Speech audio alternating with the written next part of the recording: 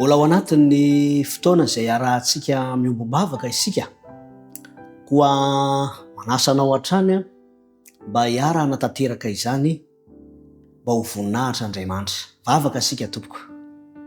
Rainay tsara indrindra izay any an-danitro, raisinay tombontsoa hatrany, fifaliana ny miombom-bavaka ao anatin'izao fotoana izao, ahafahanay mifampitrotro am-bavaka amin'ireo namanay.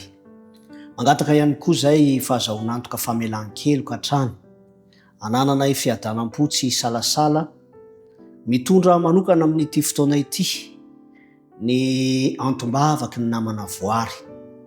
Tompo, mangataka fahendrena zany mpanomponao zany, mangataka fahasalamana ihany koa eo amin'ny sehatry ny fianarana fidiranao an-tsehatra. Manana olana izy ary mahatsapa fa lehibe zany olana izany.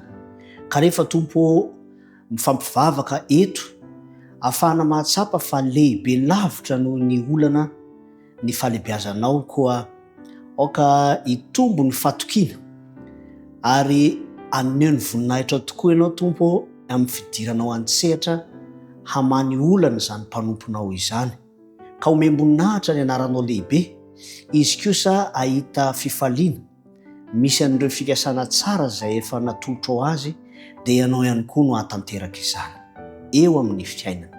Tonoina ny vavaka ao amin'ny anaran'i Jesosy Kristy. Amen.